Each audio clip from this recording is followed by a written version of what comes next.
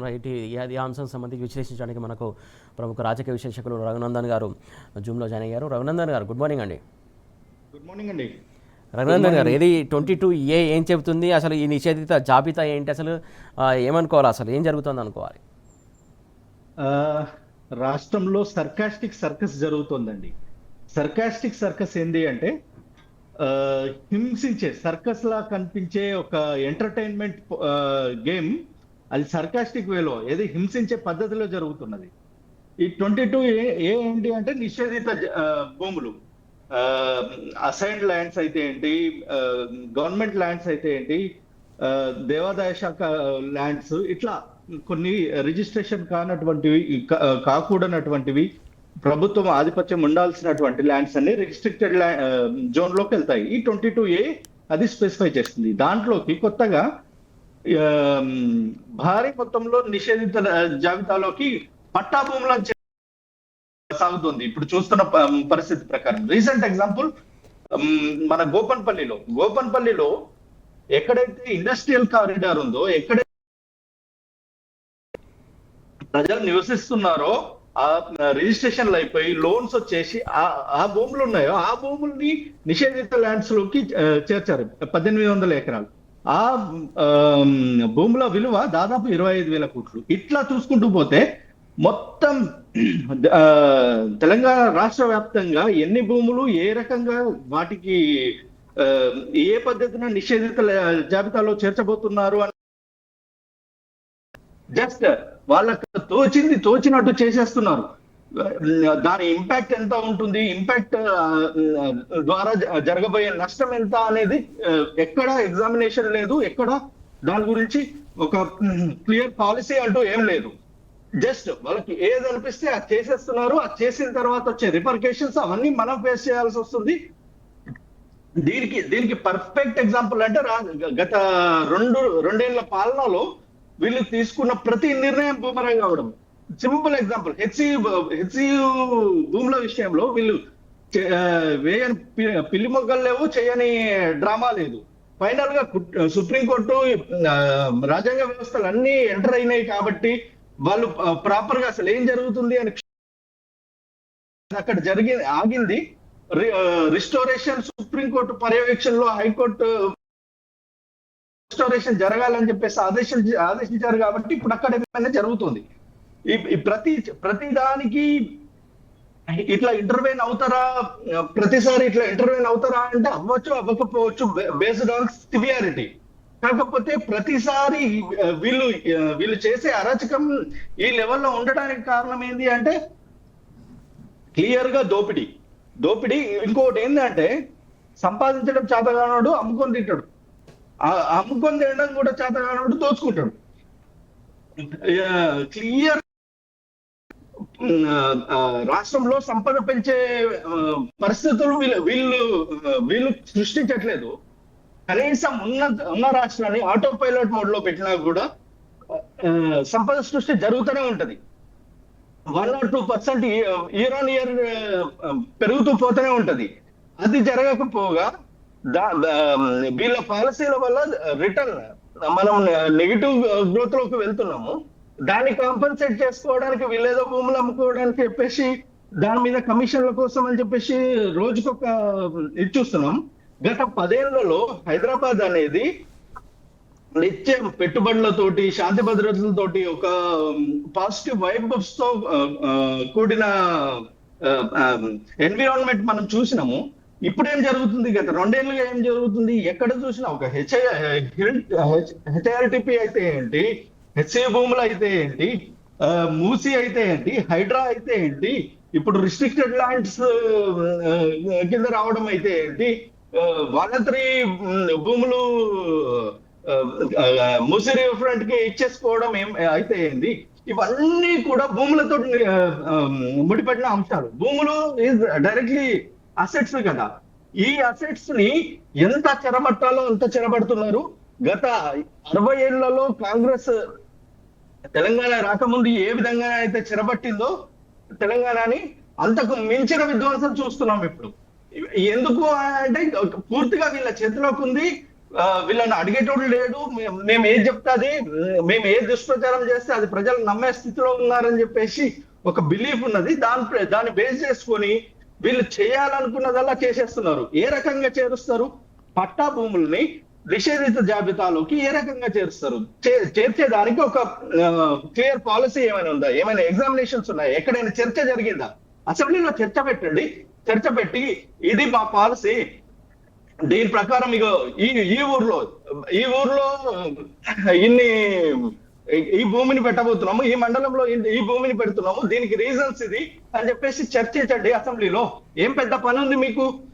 ఇవాళ ఏది ఒక జూబ్లీహిల్స్ ఉప ఎన్నిక అయితే గల్లీ గల్లీ తిరుగుతందుకు టైం ఉన్న సీఎం కి పుట్టినరోజు ఫంక్షన్లకు,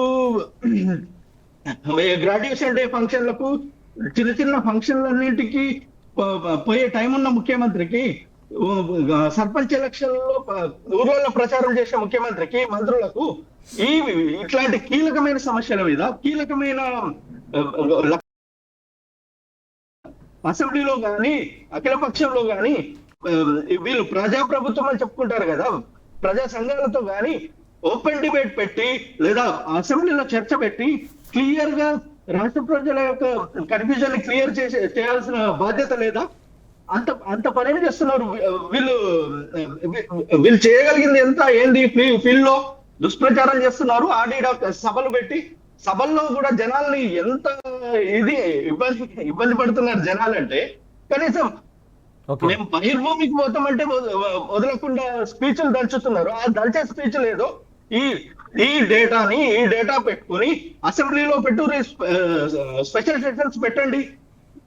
ఇది నాట్ ఈజీ అండి. ఇది డైరెక్ట్ గా ప్రజల్ని, విలేజెస్ లో వాళ్ళ అసెట్స్ ని ఏదైతే వాళ్ళ భవిష్యత్ అనుకుంటున్నారో, ఏదైతే వాళ్ళ భరోసా అనుకుంటున్నారో, ఏ భరోసా బేస్డ్ గా వాళ్ళు తమ ఫ్యూచర్ ని డిసైడ్ చేసుకుందామని చెప్పేసి అనుకుంటున్నారో, ఆ భూములన్నింటినీ తీసుకుపోయి చెరబట్టే ప్రయత్నం చేసుకుంటాం. ఏ క్లియర్ పాలసీ లేకుండా చేస్తే దానికి ఫలితం అనుభవించాల్సింది ఎవరు? వీళ్ళకు అధికారం ఇచ్చింది 5 ఏళ్లకు మాత్రమే. అధికారం ఇచ్చింది కూడా ఇటువంటి దీని గురించి ఇంకా లోతైన డిస్కషన్ చేద్దాం. సీనియర్ నాయకులు వాసుదేవ్ రెడ్డి గారు, ఆయన అడిగి 2 విషయాలు తెలుసుకుందాం. గుడ్ మార్నింగ్ అండి. సార్, 22 జీవో ద్వారా ఇన్ని ఎకరాల భూమిని ఎందుకు నిషేధిత జాబితాలో చేర్చింది కాంగ్రెస్ సర్కార్ అనుకోవాలి? గుడ్ మార్నింగ్ అండి. అదేవిధంగా ప్యానెల్లో ఉన్న మిత్రునికి, మీకు, అదేవిధంగా ప్రేక్షకులందరికీ గుడ్ మార్నింగ్ అండి. ఇవాళ కాంగ్రెస్ ప్రభుత్వం యొక్క తీరును కనుక మనం గమనిస్తే, ఎంతసేపు ఈ రాష్ట్ర ముఖ్యమంత్రి గారి ఆలోచన విధానం అంతా కూడా భూమి చుట్టూ పరిభ్రమిస్తున్నది.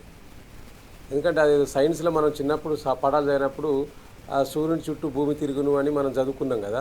అట్లా ఈ రాష్ట్ర ముఖ్యమంత్రి యొక్క ఆలోచన విధానం అంతా కూడా తెలంగాణ రాష్ట్రంలో ఎక్కడెక్కడ భూములు ఉన్నాయి, ఆ భూములను ఎక్కడ బ్లాక్ చేయాలి, ఎక్కడ తక్కువ ధరకు తీసుకోవాలి, ఎక్కడెక్కడ ఏం చేయాలి, హైదరాబాద్ చుట్టూ ఇంకెక్కడెక్కడ ఉన్నాయనే దాని మీద గద్దల్లా వాలిండ్రు వారి యొక్క వంది మాదిగలు ఈ యొక్క రాష్ట్రంలో.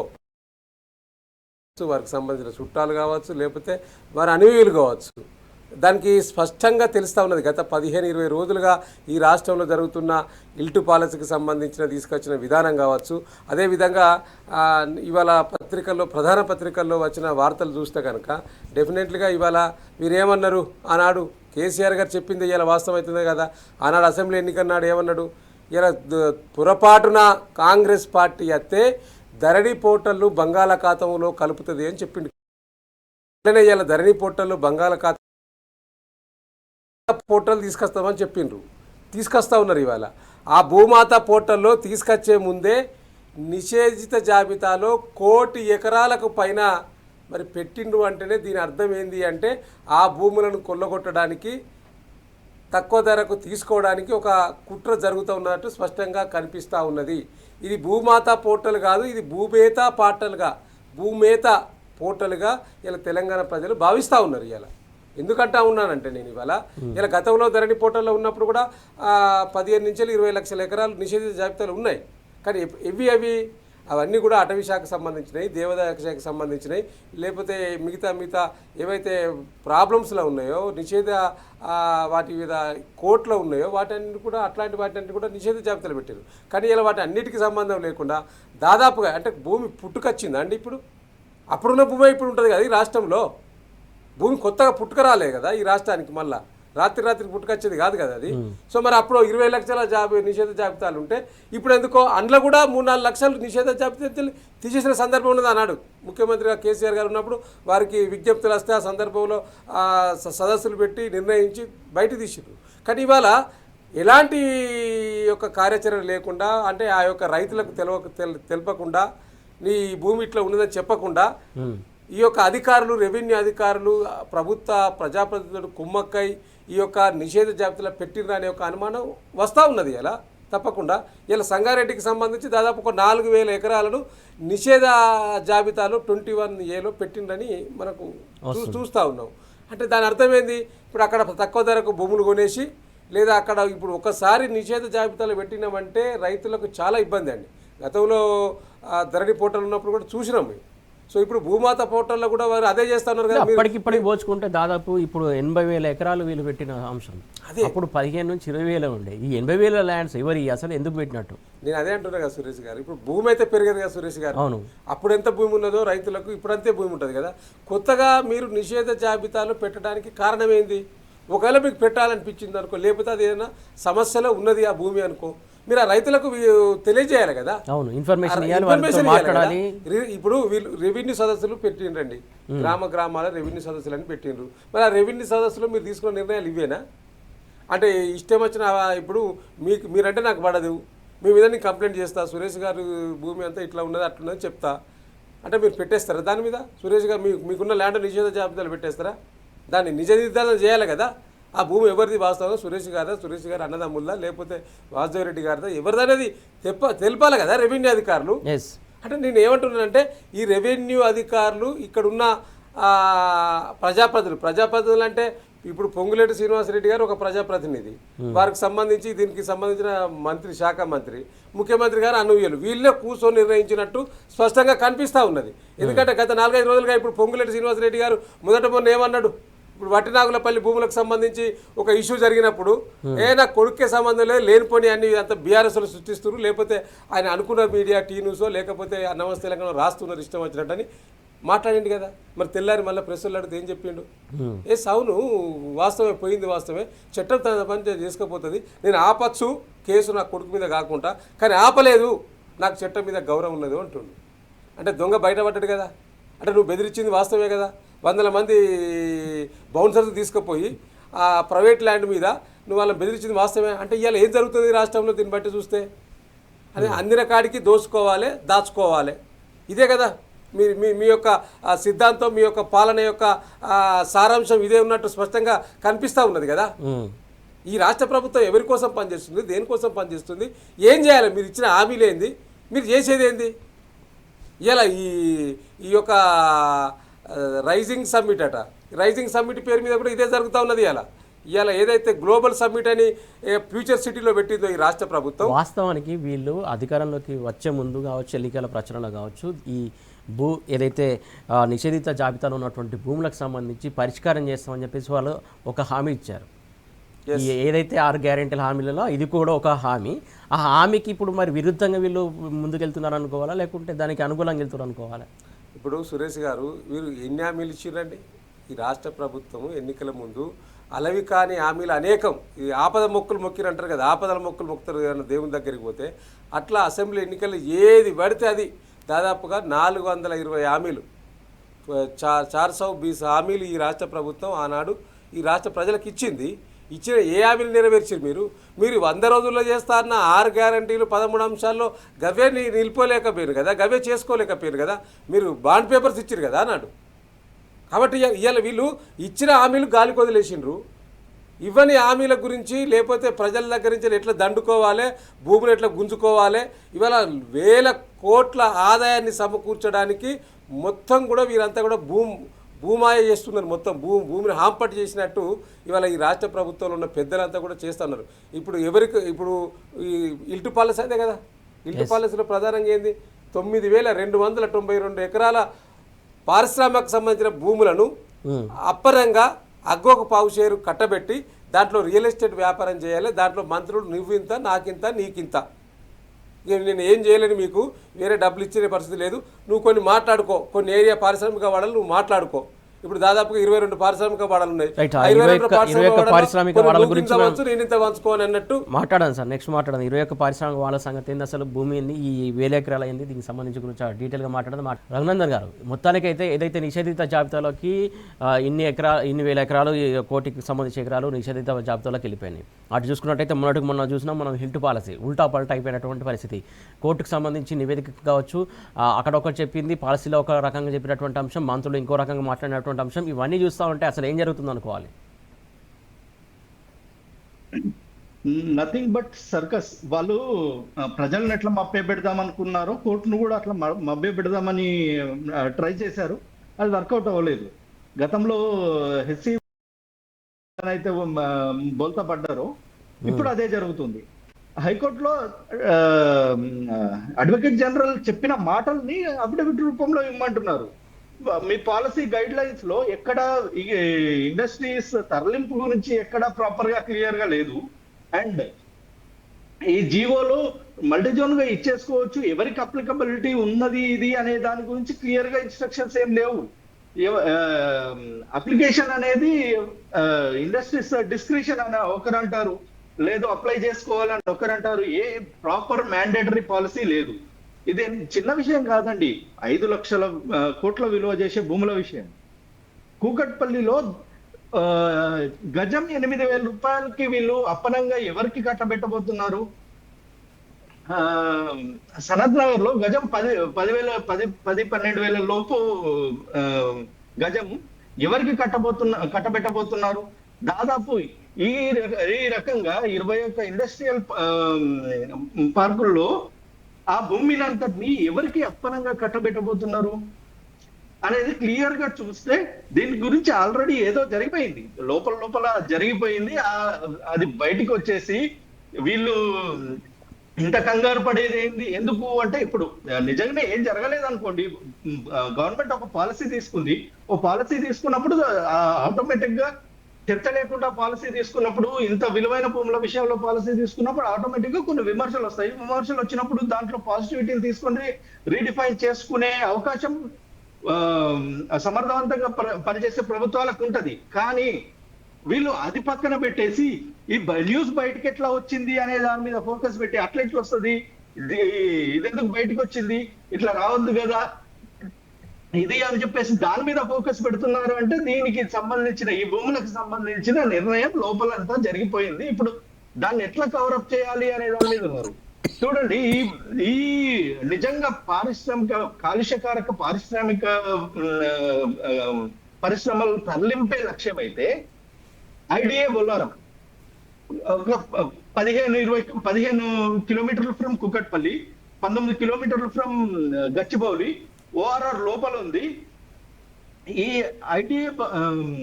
ఏఐఈ బొల్లారం, ఆన్సిలరీ ఇండస్ట్రియల్ ఎన్రిచ్ బొల్లారం లో ఆల్మోస్ట్ బల్క్ డ్రగ్ కంపెనీలు చాలా ఎక్కువ ఉంటాయి. సిగాచి లాంటి ప్రమాదాలు చాలా జరుగుతూనే ఉంటాయి. ఇది అక్కడ ఉండే వాళ్ళకి కామన్ గా తెలుసు. అది ఇంతటి కాలుష్యకారిక ప్రదేశం దీంట్లో ఎందుకు ఇంక్లూడ్ కాలేదు? మీన్స్ ఆ ల్యాండ్ వీళ్ళు అమ్మినా తీసుకుంటారా తీసుకోరా అనే డౌట్ ఏమైనా వీళ్ళకు ఉన్నదా? లేకపోతే అక్కడ కమిషన్స్ ఎక్కువ రాదని భయపడుతున్నారా? ఈ అన్ని నోటిఫైడ్ అన్ని వీటిల్లో జీడిమెట్ల తర్వాత అత్యంత కాలుష్యకారకంగా కనిపించే ప్రాంతం అది. ఇప్పుడు జస్ట్ హిల్లోకి వెళ్ళి చూస్తే అర్థమైపోతుంది కదా, అది ఎందుకు ఇంక్లూడ్ కాలేదు? ఓఆర్ఆర్ లోపలే ఉంది. బాచుపల్లికి మొన్న వీళ్ళు మొన్న ప్లాట్లు వేలం పెట్టారు కదా, అప్పుడు అమ్ముడు పోలేదు కదా బాచుపల్లిలో. దానికి 1 కిలోమీటర్ డిస్టెన్స్ లోనే ఉన్నది ఈ ల్యాండ్. ఇది ఇంక్లూడ్ చేయలేరు. ఇది ఇంక్లూడ్ చేయకపోగా ఇవి ఇప్పుడు కూకట్పల్లి అయితేంది, సనత్ నగర్ అయితేంది, జీడిమెట్ల, కాటేదాన్, పాచమైలారం, పటాచెరు, ఇవంతా ప్రైమ్ ల్యాండ్స్. మీరు చూడండి ఎక్కడైతే ఈ ల్యాండ్స్ అన్ని ఉన్నాయో, ఈ ల్యాండ్స్ చుట్టూ అంతా ఈ పక్కన జస్ట్ ఇండస్ట్రియల్ ఏరియా పక్కకి వెళ్ళి చూస్తే గజం లక్ష పైగా ఉన్నది. అవన్నిటిని కూడా 5-10 వేలకు దిగ్బావు షేర్కు అమ్మాలనుకుంటే ఎవరికి అమ్మదలుచుకున్నారు? సరే, ఎవరు అందరూ అప్లికేబులే అనుకుంటే, ఈ పాలసీలో అందరూ అప్లికేబుల్ అనుకుంటే జస్ట్ గివ్ ఓపెన్ నోటిఫికేషన్. ఇప్పుడు ఎట్లా మీరు మీరు ధనార్జనే జయమని చెప్పేసుకొని మీరు ఇవి అమ్మదలుచుకుంటే ఓపెన్ నోటిఫికేషన్ ఇవ్వండి, ఎవరైనా ఇది చేసుకోవచ్చు అని. రైట్, ఒక నిమిషం అండి రఘునందన్ గారు, ఒక నిమిషం. వాసుదేవ్ రెడ్డి గారు, రఘునందన్ గారు ఒక పాయింట్ రైజ్ చేశారు. ఏదైతే ఈ ఇంటిపాలకు సంబంధించి కావచ్చు, ఈ భూములకు సంబంధించి ఓపెన్ నోటిఫికేషన్ ఇవ్వండి అని చెప్పేసి ఆయన చెప్తున్నటువంటి అంశం ప్రధానంగా ప్రజలు కూడా ఇదే కోరుకుంటున్నారు. ఆ దిశగా అడుగులు వేస్తా అనుకోవచ్చా ప్రభుత్వం? సురేష్ గారు ఇప్పుడు ఈ ఇల్టు పాలసీ తీసుకొచ్చింది, దాంట్లో ఇంటర్నల్గా ఒప్పందాలు చేసుకొని వారి దగ్గర నుంచి వెళ్ళి గుంజుకోవాలి, దీన్ని రియల్ ఎస్టేట్ వ్యాపారం చేసుకోవాలి, అక్కడ కమర్షియల్ కాంప్లెక్స్లు కట్టాలి, దాని ద్వారా వచ్చే లాభాన్ని వాళ్ళు ఆర్జించాలని ఒక ఉద్దేశం ప్రభుత్వానికి ఉన్నట్టు స్పష్టంగా కనిపిస్తూ ఉన్నది కదా. ఇవాళ ఇంకొక ఇబ్బందికరమైన పరిస్థితి ఏంటి అంటే, ఇల్టు పాలసీకి ఈ ప్రభుత్వం తీసుకొచ్చిన ఏంటంటే, మరి వారు ఆలోచించిండ్రో ఇంత దాకా పోతుంది అని వాళ్ళు గెజ్ చేయనట్టున్నది బహుశా. అంటే ప్రతిపక్షం బీఆర్ఎస్ ఈ ఇల్టు పాలసీని ఇంత సీరియస్గా తీసుకుంటుంది అని భావించనట్టున్నది. భావించలే కాబట్టే ఇవాళ కోర్టులో అడ్వకేట్ సుదర్శన్ రెడ్డి గారు ఒక విషయం చెప్తాడు, జీవోలో ఒక విషయం ఉంటుంది. ఇప్పటికే ఆ పారిశ్రామికవేత్తలకు సంబంధించిన వాళ్ళు కొంతమంది అప్లై చేసుకొని ఉంటారు. ఎందుకంటే అప్లై చేసుకున్నాక 10-15 రోజుల్లోనే వాళ్ళకు అప్పనంగా అప్పచెప్పేందుకు అన్ని కార్యాచరణ రూపొందించారు. ఒక కమిటీ చేసారు, ఆ కమిటీ నిర్ణయం తీసుకోవాలి, వాళ్ళకి ఈజీగా ఇచ్చే విధంగా ఆలోచన చేసి ఈ ప్రభుత్వం పాలసీ తీసుకొచ్చింది కాబట్టి. సో కాబట్టి ఇలా ఇప్పుడు ఇరుక్కపోయింది. ఇలా ఈ జీవో 27 ఏదైతే ఇల్టు పాలసీకి సంబంధించింది ఇచ్చిండ్రో, ఆ జీవో 27 మీద ఇప్పటికే కొంతమంది పర్యావరణవేత్తలు కావచ్చు, లేకపోతే ఈ తెలంగాణ బాగోగులు ఆకాంక్షించేవారు కావచ్చు, కోర్టుకు పోయిన సందర్భం కూడా ఉన్నది. సో ఈవెన్ కేఏ పాల్ కూడా దీనిగా కోర్టుకు పోయిండు. గమ్మత్ ఏంటంటే, సో కాబట్టి లోనికి పక్క రాష్ట్రాల ఉన్న వాళ్ళకి కూడా తెలిసిపోతున్నది ఈ రాష్ట్రంలో ఇంత అవినీతి, ఇంత ఆనకొండ లెక్క భూములపైన కన్నేసింది ఈ రాష్ట్ర ముఖ్యమంత్రి గుంజుకుంటుండనేది తెలిసిపోయింది. కానీ ఈ రాష్ట్రంలో ఉన్న పెద్దలకు తెలియకపోవడం అయితే దుర్మార్గం. సో కాబట్టి నేనేమంటున్నానంటే, ఈ ఇల్టు పాలసీకి సంబంధించి ఇప్పుడు వాళ్ళే ఒకటి రిలీజ్ చేసింది. ఇది ఒకసారి క్లోజ్లో చూపించండి. ఇది టీజీఐఏసీ రేట్స్, అదేవిధంగా ఇల్టప్ రేట్లు అంటే ఎస్ఆర్ఓ సబ్ రిజిస్టర్ ఆఫీస్కి సంబంధించిన రేట్స్, అదేవిధంగా టీజీఐ రేట్స్ ఎక్కడెక్కడ మేడ్చల్ కావచ్చు, కుషాయిగూడ కావచ్చు, పటాన్ చెరువు కావచ్చు, కాటేదన్ కావచ్చు, ఎక్కడెక్కడైతే పరిశ్రమ భూములు ఉన్నాయో ఇవన్నీ కూడా ప్రభుత్వం ఇచ్చింది. ఇక్కడ టీజీఐసి రేట్స్ ఎన్ని, నేను 1-2 చెప్తానండి. ఇంట్లో టీజీఐసి రేట్స్ ఎన్ని, ఎస్ఆర్ఓ రేట్స్ ఉన్నది. ఇది చాలాసార్లు మనం చర్చించినాము. ఇప్పుడు ఐడిఎన్ ఆచారంలో 700 ఎకరాలు ఉన్నదని ప్రభుత్వం చెప్పింది ఈ యొక్క పారిశ్రామిక సంబంధించిన భూములను తీసుకోవాలని. సో దీంట్లో టీజీఐసి అంటే తెలంగాణ ఇండస్ట్రియల్ ఇన్ఫ్రాస్ట్రక్చర్ కార్పొరేషన్కి సంబంధించిన ల్యాండ్ వాల్యూ ఎంతున్నది, 4,70,43,212 రూపాయలు ఉంటే, ఎస్ఆర్ఓ వాల్యూ అంటే సబ్ రిజిస్టర్ వాల్యూ 3 కోట్లు ఉన్నది. అంటే 1,500 దాదాపు 2,000 కోట్లు తేడా వస్తూ ఉన్నది కదా. మరి ఎందుకు మీరు ఈ రెండిట్లో ఏదో ఒకటి, ఇప్పుడు ఎస్ఆర్ఓ వాల్యూ ఎందుకు పెడుతున్నారు? టీజీఐసి కూడా ప్రభుత్వందే కదా. ఇప్పుడు ఏ ఒక్క పరిశ్రమ పెట్టాలన్నా ఇప్పుడు పారిశ్రామికవేత్తలు రాష్ట్రానికి వచ్చే ముందు ఇవాళ టీజీఐసి వాల్యూ మీద దాదాపు అక్కడ మార్కెట్ రేటు ఒక ఎకరానికి 10 కోట్లు ఉంటే దాదాపుగా 20 లక్షలు 30 లక్షలతోటి ఆ పారిశ్రామికవేత్తకు టీజీఐసి ఇస్తుంది. ఎందుకంటే ఇక్కడ ఉపాధి అవకాశాలు వస్తాయని ఒక ఉద్దేశం కొద్ది ప్రభుత్వం ఒక పెద్ద మనిషి చేసుకొని వడ్డీకి పౌషేరు ఇస్తుంది. సో ఇచ్చినప్పుడు మరి అదే టీజీఐసి వాల్యూ ఇప్పుడు ఎందుకు పెడతలేదు? ఈ ఎస్ఆర్ఓ రేట్లో పెట్టడం, ఎస్ఆర్ఓ రేట్లో కూడా పోనీ ఎస్ఆర్ఓ రేట్లలో మీరు 100% తీసుకుంటున్నా అంటే అది కూడా కాదు. ఎస్ఆర్ఓ సబ్ రిజిస్టర్ వాల్యూలో 30%. అంటే ఇప్పుడు సబ్ రిజిస్టర్ వాల్యూ ఇక్కడ 3 కోట్లు ఉన్నదండి, అట్లా 3% అంటే 30 లక్షలు తీసుకుంటారా? అంతే కదా. దీని value approximately subject correction. So నేనేమంటున్నానంటే, అంటే ఈ అప్పరంగా ఎందుకు కట్టబెట్టాలి? ఇప్పుడు గతంలో సురేష్ గారు గతంలో ఈ కేటగిరీ వారిగా బీఆర్ఎస్ ప్రభుత్వం కూడా అజంబాద్కు సంబంధించిన ఒక పారిశ్రామిక వాడకు సంబంధించి కొన్ని భూములు తీసుకున్న సందర్భంలో ఇక్కడ ఇచ్చినాం. Register category 1, category 2 register value 100% చెల్లించాలి. కేటగిరీ 1, కేటగిరీ 2 కేటగిరీ 2 అంటే ఏంటి సురేష్ గారు అంటే, ఇప్పుడు నేను పరిశ్రమ తీసుకున్నాక నేను మీకు భూమి అమ్మినా, ఇప్పుడు మీ చేతిలో ఉన్నది భూమి, మీరు మాత్రం కేటగిరీ 2లో 200% కట్టాలి. ఒకవేళ నా చేతిలో ఉంటే నేను 100% కట్టాలి ఎస్ఆర్ఓ వాల్యూలో. మేము 100% తీసుకున్నాం కదా. అంటే ఎందుకు ప్రభుత్వానికి నష్టం వాటిల్లే తిరిగి? ఇప్పుడు మీకు ప్రభుత్వంలో డబ్బులు కావాలి, ఈ భూములు అమ్మాలి, ఈ భూములు అమ్మి మళ్ళీ ఈ పైసలను ఎక్కడికో ఒక దిక్కు పెట్టాలి అని మీరు ఆలోచన చేస్తున్నారు. ఎస్ ఇప్పటిదాకా సోదరుడు రగ్గారు చెప్పినట్టు ఎస్ దీన్ని ఓపెన్ యాక్షన్ పెట్టండి. ఇగో ఇప్పుడు మీరే అంటారు కదా 9,292 ఎకరాలలో అంత లేదు 4,000 ఎకరాలే ఉన్నారు. మీరన్న 4,000 ఎకరాలే ఓపెన్ టెండర్ పెట్టండి, లేదా 50% తీసుకోండి. 50% అంటే 50% పారిశ్రామికవేత్తలకు ఇవ్వండి, 50% ప్రభుత్వం తీసుకోండి. ఇప్పుడు కమల్ మిల్స్కు సంబంధించి ఫినిక్స్ టెక్స్టైల్కి సంబంధించిన భూములు అక్కడ ఉన్న ప్రభుత్వం తీసుకున్నప్పుడు కూడా 50% ప్రభుత్వం తీసుకున్నది, 50% పారిశ్రామికవేత్తలకు ఇచ్చింది భూమి వాల్యూలో. అట్లా తీసుకోండి. ఆ 50% పారిశ్రామికవేత్తలకు ఇవ్వండి, 50% ప్రభుత్వం తీసుకొని మీరే అంటున్నారు కదా ఈ యొక్క హైదరాబాద్లో భూములు లేవు, ఆ జాగాలు దొరుకుతలేవు అంటున్నారు కదా. మరి ఇవాళ నిజంగా అది అక్కడ కమర్షియల్ కనుక పడితే సురేష్ గారు ఎంత ఘోరం ఉంటుందంటే, ఇవాళ ఇప్పుడు నాచారంలో ఉన్నది, నాచారంలో 700 ఎకరాలు ఉన్నది. 700 ఎకరాలు మీరు కనుక రేపు పారిశ్రామికవేత్తలకు ఇస్తే వారు కమర్షియల్ కాంప్లెక్స్లు కడితే మరి రోడ్డు ఎట్లా వేయాలి, జనాభా ఎంత పెరుగుతుంది, ఆ జనాభాకు తగ్గట్టు సౌలతులు ఉంటాయి అక్కడ. ఇప్పుడు మనకు ఉన్న జనాభాకు తగ్గట్టే రోడ్లు సరిగా లేవు, వాటర్ సరిగా అత్తలేవు అనేది దాదాపుగా 1 కోటి జనాభా పైగా ఉన్న హైదరాబాద్ నగరంలో ఇబ్బందులు తలెత్తాయి. కాంప్లెక్స్లు కడితే అక్కడ ఎంత టైట్ అవుతుంది ఆ యొక్క ఏరియా, ఎంత ట్రాఫిక్ జామ్ అవుతుంది రేపు భవిష్యత్తులో. ఇప్పుడు పారిశ్రామిక సంబంధించినగా ఇంకా రెండవది ఏంటంటే ఇక్కడ క్లారిఫికేషన్ ఏంటి అంటే, ఇప్పుడు మీరు ఇప్పుడు వర్కింగ్లో ఉన్న పరిశ్రమలను తరలిస్తారా, లేదా మూతబడ్డ పరిశ్రమను తరలిస్తారా? ఒకవేళ వర్కింగ్లో ఉన్న పరిశ్రమ తరలిస్తే వారికి ల్యాండ్ అక్కడ కేటాయించిండ్రా, మీరు ఎక్కడైతే ఇస్తా అనుకున్నారో వాళ్ళకి ల్యాండ్ కేటాయించిండ్రా? నేను అడ్వకేట్ జనరల్ చెప్పింది అయితే అదే చెప్పిండు కోర్టు. మరి అక్కడ పనిచేస్తున్న ఉద్యోగుల పరిస్థితి ఏంది ఒకవేళ తరలిస్తే? అదే ఇప్పుడు ప్రశ్నార్థకమైంది. ఇప్పుడు ఇక్కడ రన్నింగ్ పరిశ్రమ ఇక్కడ మంచిగా ఉంటాయి, ఇక్కడి నుంచి అలాంటి తరలించాలంటే వారికి పరిశ్రమకు ల్యాండ్ ఇవ్వాలి. ప్లస్ ఇప్పుడు ఇక్కడ పనిచేస్తున్న లేబర్ ఎవరైతే ఉన్నారో, దాంట్లో కార్మికులు ఎవరైతే ఉన్నారో ఆ కార్మికులకు అక్కడికి పోవడానికి ట్రాన్స్పోర్ట్ పరిస్థితి ఏంది? ఇక్కడైతే ఇల్లు పెట్టుకున్నారు, పిల్లలకు స్కూల్ ఉన్నది, దగ్గర హాస్పిటల్స్ ఉన్నాయి, అన్నీ ఉన్నాయి కాబట్టి ఇక్కడ ప్రాబ్లం లేదు. ఇప్పటికిప్పుడు ఆ పరిశ్రమ అక్కడికి తరలిస్తే ఈ యొక్క లేబర్స్ అక్కడికి ఎట్లా పోతారు, ఎట్లా పరిశ్రమ నడుస్తుంది? కూడా అదే భయపడుతున్నారు. ఇలా పరిశ్రమలు వెళ్ళిన చోట కూడా నివాస వసతులు కూడా అక్కడ ఉండాలి కదా, మౌలిక సదుపాయాలు కలగాలి వీళ్ళకి. అందుకనే ఇప్పుడు వీళ్ళు ఎంత అంటే ఉల్టా పల్టా చేసినట్టుగా ఇప్పుడు మరి ఇంత ఆలోచన చేయలేదా, లేదా ఆలోచన చేసి కూడా దీన్ని దాచిపెట్టిందా అనేది ఇవాళ రాష్ట్ర ప్రభుత్వంలో ఉన్న పెద్దలు చెప్పాలి. ఇవాళ అనేక సందర్భాలలో మా పార్టీ వర్కింగ్ ప్రెసిడెంట్ కేటీఆర్ గారు కానీ హరీష్ రావు గారు కానీ దీని మీద మాట్లాడినాక నాలుక కలుసుకున్న సందర్భాలు ఉన్నాయి. అంటే ఎట్లా పోయింది బయటికి? ఇప్పుడు దీని మీద వేయాల్సిన కమిటీ పక్కకు పెట్టి ఇలా క్యాబినెట్లో జరిగిన విధానపైన నిర్ణయాలు బయటకు ఎట్లా లీక్ అయినాయని చెప్పి విజిలెన్స్ కమిటీ వేసారు, దాని మీద కమిషన్ వేసిండ్రు. దీన్ని లీక్ చేసింది ఎవరు, ఇది ఎట్లా లీక్ అయింది? లీక్ అవుతుంది ఎందుకు కాదు?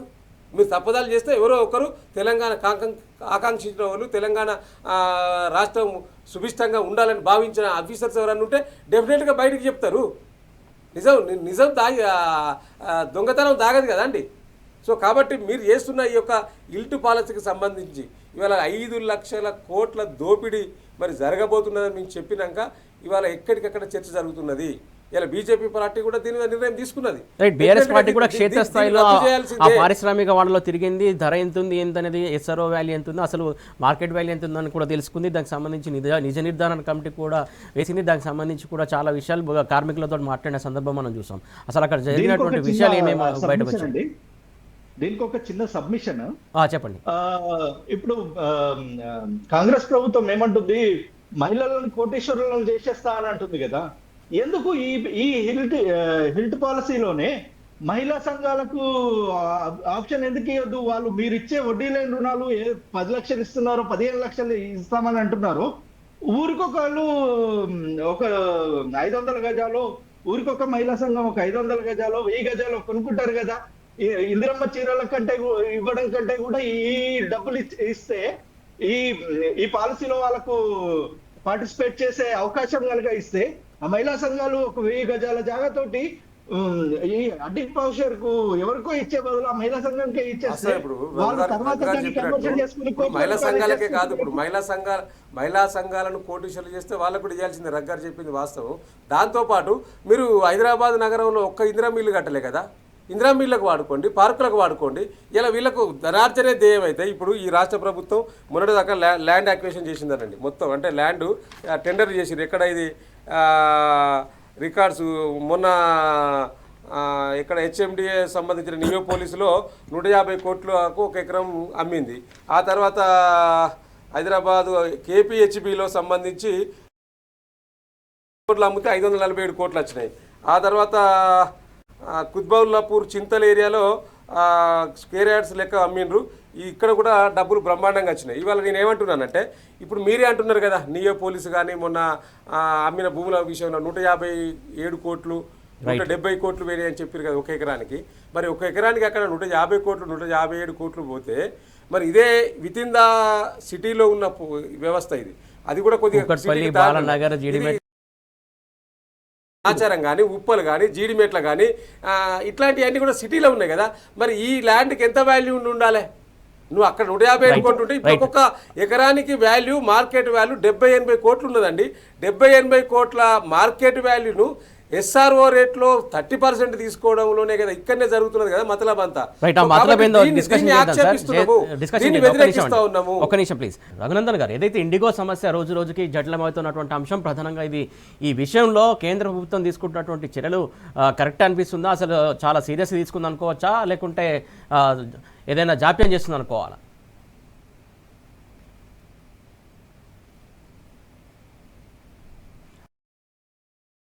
ప్లీజ్ రఘునందన్ గారు. సార్, తప్పకుండా ఇది జాప్యం చేస్తున్నట్టే కనిపిస్తుంది సార్. ఎందుకంటే ఒక పాలసీ తీసుకున్నప్పుడు ఆ పాలసీ రిపర్కేషన్స్ ఏంది అని చెప్పేసి క్షుణ్ణంగా స్టడీ చేసిన తర్వాత కానీ ఏ పాలసీ అయినా తీసుకోవాల్సి ఉంటుంది. అది ఏం చేశారు, మన పాస్ట్ ఎక్స్పీరియన్స్ ఏంది? మన దగ్గర ఇండిగో గురించి చర్చించే ముందు కేంద్ర ప్రభుత్వం గత 10 ఏళ్లలో తీసుకున్న నిర్ణయాలు, దాని పర్యవసానాలు ఏ విధంగా ఉన్నాయని చెప్పేసి చూస్తే డిమానిటైజేషన్ తీసుకున్నారండి. డిమానిటైజేషన్ దాని రిజల్ట్స్ ఎట్లున్నాయనేది పక్కన పెడితే దానివల్ల జరిగిన ఇబ్బందుల్లో సామాన్యులు పడిన ఇబ్బందులు ఎంత, లైన్లలో నిలబడి ఆ అవస్థలో కోర్చి ఇంత ఇదైన తర్వాత కూడా డిమానిటైజేషన్ పాజిటివిటీ ఏముంది అని చెప్పేసి చూసుకుంటే ఏం లేదు. ప్రజల్ని ఇబ్బంది పెట్టారు, సరే అది జరిగిపోయింది. ఆ తర్వాత 3 రైతు వ్యతిరేక నల్ల చట్టాలు 3 తెచ్చారు. 3 తెచ్చిన తర్వాత దాని దేశవ్యాప్తంగా ఆందోళనలు జరిగితే, ఒక సంవత్సరం పాటు ఆందోళనలు జరిగితే సెప్టెంబర్ 2020లో పాలసీ తెచ్చారు. నవంబర్ 2021 వరకు ఈ ఆందోళనలు కొనసాగితే 700 మంది రైతులు చనిపోతే ఈ ఆందోళనలో పంజాబ్ ఎన్నికలకు ముందు వీటిని వెనక్కి తీసుకుంటున్నామని చెప్పేసి ఇంత జరిగిన తర్వాత, ఇంత లాస్ అయిన తర్వాత, ఇంత ఇబ్బంది అయిన తర్వాత ఆ చట్టాలను వెనక్కి తీసుకున్నారు. ఇప్పుడు ఇండిగో విషయంలో ఏం జరుగుతుంది? భారత విమానయాన సంస్థ ఏం చేస్తుంది అంటే, సరే ఒక మంచి పాలసీయే తెచ్చారనుకుందాం, ఈ ఫ్లైట్ డ్యూటీ FDTL విషయంలో తెచ్చారనుకుందాం. బట్ అవి ఎంత తొందరగా ఏ టైంలోపు అడాప్ట్ చేసుకోవాలి, ఎంత తొందరగా వీళ్ళు అడాప్ట్ చేసుకొని ఇంప్లిమెంట్ చేయగలగాలి అనేది చూడాలి కదా. IndiGo is not a single entity అండి. IndiGo 64% of domestic travel depend అయ్యింది ఇండిగో పైన. డొమెస్టిక్ ట్రావెల్ అంతా అందులో 64% ఇండిగో అండ్ మిగతా 22-23% ఎయిర్ ఇండియా డిపెండ్ అయింది. ఈ 64% ఉన్న ఈ ఆర్గనైజేషన్ అది కనుక అడాప్ట్ చేసుకోకపోతే, అది కనుక ఇబ్బంది ఫేస్ చేయగలిగితే ఏమవుతుంది?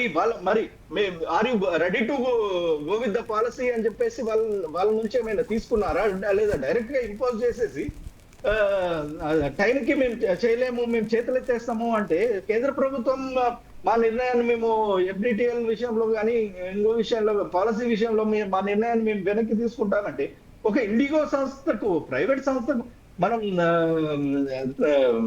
తలొగ్గాల్సిన అవసరం ఏమొచ్చింది? అంత అవసరం ఏమొచ్చింది? ఇప్పుడు చర్యలు తీసుకుంటామంటున్నారు, ఓకే. ఇప్పుడు చర్యలు తీసుకోవడము ఇదంతా సెకండరీ. బట్ ఈ జరుగుతున్న ఇబ్బంది కానీ, ఈ ఇంటర్నేషనల్ గా మనకు ఈ విషయంలో జరుగుతున్న ఇబ్బంది కానీ, ఇంటర్నేషనల్ లో వీళ్ళు మనకు పోతున్న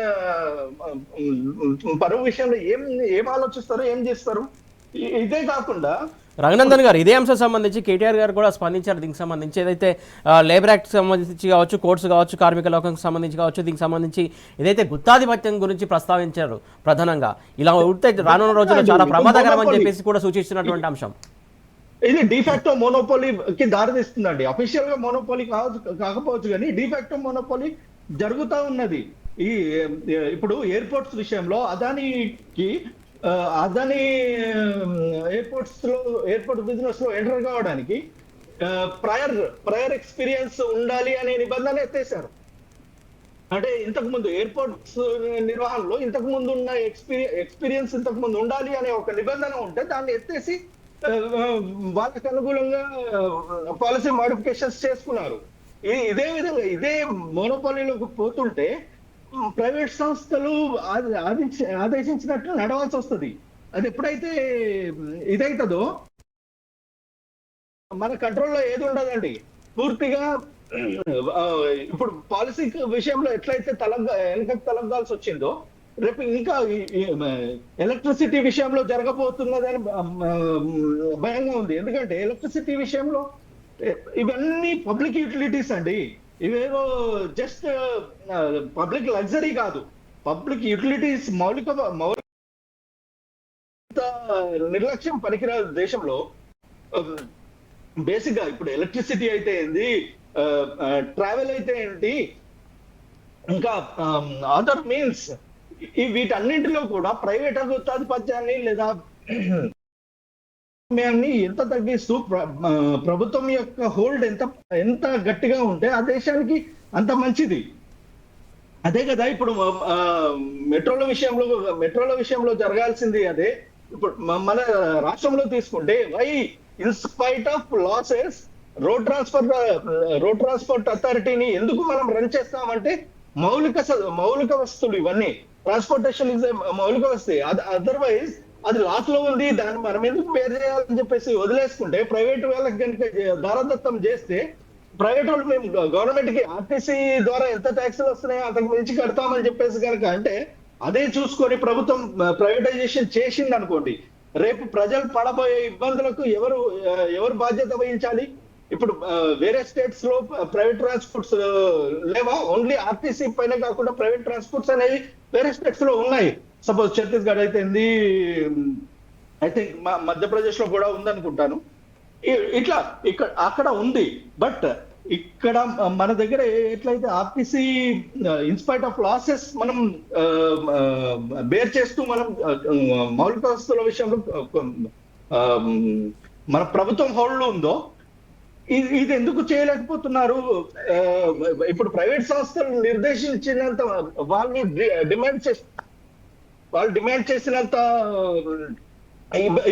వాళ్ళు డిమాండ్ చేస్తే దానికి తలగాల్సిన అవసరం ఏమొచ్చింది? డైరెక్ట్ గా ఎందుకు ఒక చర్య స్ట్రాంగ్ యాక్షన్ ఎందుకు తీసుకోలేకపోతున్నారు?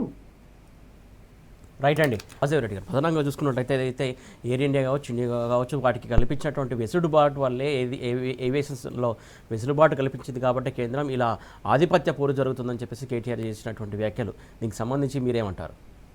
సురేష్ గారు, నిన్న ప్రధానంగా BRS party working president KTR గారు రౌండ్ టేబుల్ సమావేశంలో ఇల్ట్ పాలసీకి సంబంధించి ప్రధానంగా దీని మీద అన్ని లేబర్కి సంబంధించిన చట్టాల విషయంలో, అదేవిధంగా కార్మికులందరినీ పిలుచుకొని దీని మీద పూర్తిగా సమాచారాన్ని ప్రభుత్వానికి తెలియజేయాలని ఒక ఉద్దేశంతో బీఆర్ఎస్ పార్టీ కేంద్ర కార్యాలయంలో నిన్న శ్రమశక్తి అనే దాని మీద రౌండ్ టేబుల్ సమావేశాన్ని మన బీఆర్ఎస్ కార్మిక విభాగం ఆధ్వర్యంలో ఏర్పాటు చేయడం జరిగింది. ఇలా ప్రధానంగా అంటే 4 లేబర్ కోడ్లు, శ్రమశక్తి నీతి అనే అంశంపై రౌండ్ టేబుల్ సమావేశంలో భాగంగానే నిన్న కేటీఆర్ గారు మాట్లాడడం జరిగింది. ఇవాళ ఏం జరుగుతూ ఉన్నదండి ఈ దేశంలో, ఈ రాష్ట్రంలో జరుగుతున్న పరిస్థితి ఏంది? ఇవాళ మొత్తం గుత్తాధిపత్యాన్ని మొత్తం కొంతమంది కార్పొరేట్ వ్యవస్థలకు, కొంతమంది కార్పొరేట్ శక్తులకు దారోదత్తం చేయడానికి రాష్ట్ర కేంద్ర ప్రభుత్వాలు చేస్తున్న ప్రయత్నాలు స్పష్టంగా కనిపిస్తూ ఉన్నాయి. ఇప్పుడు దానికి best example air India. So దానికి సంబంధించి ఇండిగోకి సంబంధించిన విషయం ఏంటి అంటే, ఇలా కేంద్ర ప్రభుత్వం ఒక చట్టం తీసుకొచ్చింది పార్లమెంట్లో. ఆ చట్టానికి ప్రధానంగా అంటే 29 కార్మిక చట్టాలను కుదించి 4 లేబర్ కోడ్లను తీసుకొచ్చి 4 లేబర్ చట్టాలను తీసుకొచ్చింది. సో ఆ చట్టాలకు కాంగ్రెస్ పార్టీ వ్యతిరేకించింది, బీజేపీ తీసుకొచ్చిన చట్టాలను. స్వయంగా పార్లమెంట్లో వీళ్ళ అధినాయకురాలు సోనియా గాంధీ వ్యతిరేకించింది. మరి ఆ వ్యతిరేకించిన చట్టాలను ఇక్కడున్న రాష్ట్ర ప్రభుత్వం ఎట్లా అమలు చేయడానికి ప్రయత్నం చేస్తుంది? ఒకటి. రెండవది, ఇవి తీసుకొచ్చిన చట్టాలన్నీ కూడా లోపభూయిష్టంగా ఉన్నట్టు స్పష్టంగా కనిపిస్తూ ఉన్నది. గతంలో అనేక చట్టాలు తీసుకొస్తే కూడా పెద్ద ఎత్తున ధర్నాలు, రాస్తారోకాలు, పెద్ద ఎత్తున ఆందోళన చేసిన సందర్భం మన కళ్ళ ముందు కనిపించింది. బీజేపీ కేంద్ర ప్రభుత్వం స్వయంగా దేశ ప్రధాని రైతులకు సంబంధించిన చట్టాల విషయంలో క్షమాపణ చెప్పిండు, ఢిల్లీలో క్షమాపణ చెప్పిండు. రైతులు చనిపోయిన సందర్భాలు ఇప్పటిదాకా రఘు గారు గుర్తు చేశారు కదా, క్షమాపణ చెప్పే పరిస్థితి వచ్చింది. ఇప్పుడు ఈ యొక్క కార్మిక చట్టాలను కూడా అంటే శ్రమ దోపిడీని దోచుకోవడానికి, కార్మికుల యొక్క శ్రమ దోపిడీని దోచుకోవడానికి 8 గంటలు ఉన్న పని విధానాన్ని 12 గంటలు పెట్టడం వల్ల ఇవాళ వారు వ్యతిరేకించారు. వారు ఇవాళ ఈ యొక్క ఇండిగోకు సంబంధించిన పరిస్థితి గత 5-6 రోజులుగా నడవకపోవడానికి కారణం ఏంటి అండి? ఇలా కేంద్ర ప్రభుత్వం ఏవియేషన్ సంస్థకు సంబంధించిన ఏవియేషన్స్ రూల్స్ ఏవైతే ఉన్నాయో ఆ రూల్స్ను ఇంప్లిమెంటేషన్ చేసే పరిస్థితిలో ఆ కార్మికులు ఉన్నారు. సో అంటే 12 గంటలు దాని మీద వాళ్ళకు లీవ్ గతంలో వీక్లీ లీవ్స్లో ఆ లీవ్స్లో ఏవో పెట్టుకున్నారట, వాళ్ళు రాలేదు, దానికి తగ్గట్టు వాళ్ళు స్టాఫ్ తీసుకోలేదు. అందుకే దీనికి మొత్తానికి అర్థం చేసుకుంటే ఏమర్థం ఏంటంటే అంటే మొత్తం వ్యవస్థ, విమానాయ వ్యవస్థ మొత్తం కూడా 2 కార్పొరేట్ వ్యవస్థల శక్తుల చేతిలో ఉండడం బట్టే ఇలా ఈ పరిస్థితి దాపురించిన అనేది స్పష్టంగా కనిపిస్తూ ఉన్నది. కేటీఆర్ గారు కూడా అదే చెప్పిండు. కాబట్టి ఇవాళ ఏదన్నా ఒక కార్యాచరణ తీసుకున్న సందర్భంలో లేకపోతే ఒక చట్టం తీసుకొచ్చిన సందర్భంలో దేశ రాష్ట్ర ప్రయోజనాల దృష్టిలను పెట్టుకొని, కార్మికులను దృష్టిలో పెట్టుకొని ఆ యొక్క చట్టాలు తీసుకొస్తే ఆమోదయోగ్యంగా ఉంటాయి. కానీ ఇవాళ వారికి నచ్చిందే ఈ నచ్చుతుంది, ఇక మిగతా వాళ్ళకి నచ్చంది నచ్చద్దు అనే తీరులో ఇలా రాష్ట్ర కేంద్ర ప్రభుత్వాలు ఉన్నట్టు స్పష్టంగా కనిపిస్తున్నాయి. తప్పకుండా ఈ లేబర్కి సంబంధించిన 4 చట్టాలు ఏవైతే ఉన్నాయో 29 కార్మిక చట్టాలను కుదించి 4 లేబర్ కోడ్లు ఏవైతే తీసుకొచ్చారో దీని మీద తప్పకుండా బీఆర్ఎస్ పార్టీ దశల వారీగా ఉద్యమాలు చేస్తుంది. ఇవాళ నిన్న మా పార్టీ కేంద్ర కార్యాలయంలో జరిగిన రౌండ్ టేబుల్ సమావేశంలో కేటీఆర్ గారు పిలిపించినట్టు అన్ని కార్మిక విభాగాలను, అన్ని కార్మికుల యొక్క అసోసియేషన్లను కలుపుకొని ఒక జేఏసీగా ఏర్పడి రాష్ట్ర కేంద్ర ప్రభుత్వాలపైన ఒక పక్క ఇల్టు పాలసీకి సంబంధించి, రెండవది భవిష్యత్తులో శ్రమ దోపిడీ జరగకుండా కార్మికులకు అండగా నిలవడానికి ఏ కార్యాచరణ అయితే బాగుంటుందో ఆలోచన చేసి దశల వారీగా కూడా బీఆర్ఎస్ పార్టీ తప్పకుండా ఉద్యమాలు చేస్తుంది.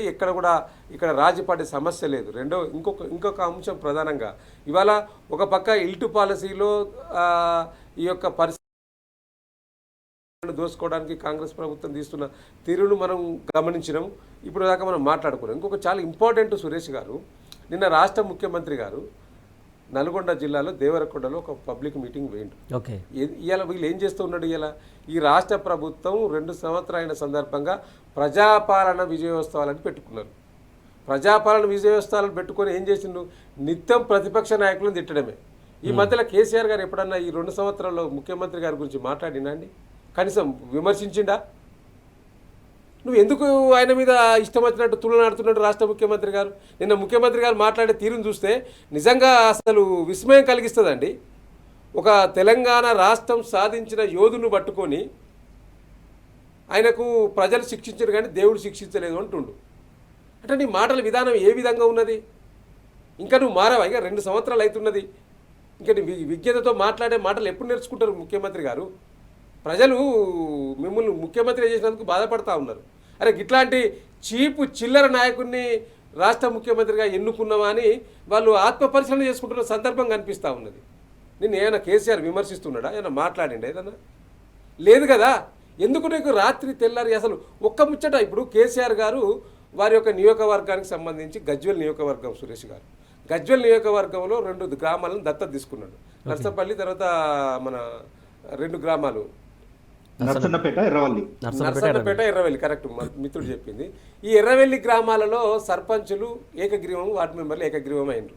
అరే వాళ్ళని ఎమ్మెల్యే, రాష్ట్ర ముఖ్యమంత్రి కాదు ఇప్పుడు అక్కడ, వారి ఎమ్మెల్యే ముందుగా వారి నియోజకవర్గానికి సంబంధించిన ఎమ్మెల్యే అది ఏకగ్రీవంగా తీసుకున్నారు. కాబట్టి వాళ్ళు మర్యాదపూర్వకంగా పోయి కేసీఆర్ కలిసిండ్రు. కలిస్తే నువ్వు ఏలనగా మాట్లాడతావా? ముఖ్య కేసీఆర్ గారిని పట్టుకొని ఏలనగా మాట్లాడి ఆయనను ప్రజలు శిక్షించారు కాబట్టి ఇంకా అంటే నిన్నేమన్నా మాట్లాడిండా? భవిష్యత్తులో మళ్ళీ రాబోయేది మన ప్రభుత్వమే అన్నాడు. అరే ఒక రాష్ట్ర పార్టీ నడిపేటోళ్ళు దేశంలో పార్టీ నడిపేటోళ్ళు ఎవరైనా ఆత్మవిశ్వాసంతో భవిష్యత్తు మనదే అని చెప్తారు. అది అది అది మూల సిద్ధాంతం కదా ఏ రాజకీయ పార్టీకి ఉన్నా. అంటే చెప్పడం తప్ప నీకు కనిపించిన విధానం అట్లా చెప్పొద్దా కేసీఆర్ గారు? అంటే కేసీఆర్ గారు మాట్లాడినా కేసీఆర్ గారు చెప్పినా నీకు ఎందుకంత భయం అవుతుంది? అది నిద్రలో కూడా కేసీఆర్ని తలుస్తున్నావు కదా. నిన్న మీ నాయకులే మీ పార్టీ నాయకులు బాలు నాయక్ గారే ఎమ్మెల్యే గారు చెప్పిండ్రు, దండం పెట్టి అడిగిండు మా నియోజకవర్గంలకు రోడ్లకు నిధులు ఇవ్వండి అని చెప్పి అడుగుతున్న సందర్భం కదా. నిధులు ఇవ్వండి అని చెప్తున్నాడు కదా. ఎక్కడ విజయవస్తాలు? నువ్వు ఏం చేసినావని విజయవస్తాలు చేసుకున్నావు? ఇది రైజింగ్ తెలంగాణ కాదు, ఇది రివర్సింగ్ తెలంగాణ నడుస్తున్నది ఇలా రాష్ట్రంలో. రివర్సింగ్ నడుస్తూ ఉన్నది ఇలా. రైట్. దాని పేరు మీద డబ్బులను వృధా చేయడం తప్పితే ఏదో ఒక సర్పంచ్ ఎన్నికల్లో ప్రభావితం అవుతుంది, ఆ సర్పంచ్ ఎన్నికల్లో కాంగ్రెస్ పార్టీని గెలిపించుకోవాలనే ఒక ఉద్దేశాన్ని ఉన్నది తప్పితే ప్రతిపక్షాన్ని కేసీఆర్ గారిని విమర్శించడం ఒక నిర్మాణాత్మకమైన విషయాలపైన మీరు చర్చ పెడుతున్నాం కదా. నీకు దమ్ముంటే దాని మీద చర్చ పెట్టండి, దాని మీద సమాధానం చెప్పండి. అది అది చాతగాక కేసీఆర్ 17 అనేది సరైనది కాదు. యావత్ తెలంగాణ ప్రజలు కూడా ఒక నిమిషం రఘునందన్ గారు ప్లీజ్ కంక్లూజన్ 10 seconds. ఇప్పుడు ఇండిగో విషయంలో జరుగుతున్నట్టే విద్యుత్ విషయంలో ఇది పబ్లిక్ యూటిలిటీ. ఎప్పుడైనా చూడండి, పబ్లిక్ యూటిలిటీ అనేది ప్రభుత్వ ఆధ్వర్యంలో ఉండాలి, ప్రభుత్వ హోల్డ్ ఎక్కువ ఉండాలి, ప్రభుత్వం నిర్ణయించే విధంగా ఉండాలి. మోనోపాలీ అనేది డిఫాక్టో మోనోపాలీ అనేది ఏ పబ్లిక్ యూటిలిటీ విషయంలో మౌలిక వస్తువులు కల్పించే కనీస మౌలిక వసతి, కరెంట్ అయితే ఏంటి, ట్రావెల్ అయితే ఏంటి, వాటర్ అయితే ఏంటి, ఎడ్యుకేషన్ అయితే ఏంటి, ఇవన్నీ కనీస మౌలిక వస్తువులు. ఇవి పబ్లిక్ యూటిలిటీస్ అన్ని ప్రభుత్వ హోల్డ్ లో ఉండాలి. ఇక్కడ ఒక చిన్న హెచ్చరిక ఏంది అంటే, ఇప్పుడు ఎయిర్లైన్స్ విషయంలో ఏదైతే జరిగిందో అది విద్యుత్ విషయంలో జరిగే ప్రమాదం ఎక్కువ ఉన్నది. ఇప్పుడు రానున్న రోజుల్లో బీజేపీ అనుసరిస్తున్న విధానాల పట్ల విద్యుత్ విషయంలో జరిగే ప్రమాదం ఎక్కువ ఉంది. అండ్ తెలంగాణలో గత 10 ఏళ్లలో కేసీఆర్ గారు కేంద్ర ప్రభుత్వం యొక్క ఆ పాలసీస్ ని ఏదైతే ఉదయ్ స్కీమ్ లో గానీ విద్యుత్ విషయంలో కేంద్ర ప్రభుత్వం స్మార్ట్ మీటర్ రైట్ అండి. ఆ అంశాల గురించి తర్వాత మాట్లాడదాం. ఓకే అండి రఘునందన్ గారు, థ్యాంక్ యూ అండి. రఘునందన్ గారు అలాగే వాసుదేవ్ రెడ్డి గారు థ్యాంక్ యూ సో మచ్. మొత్తం చూస్తున్నాం కదా, ఇది వార్తల వాస్తవాలు. Keep watching tea news.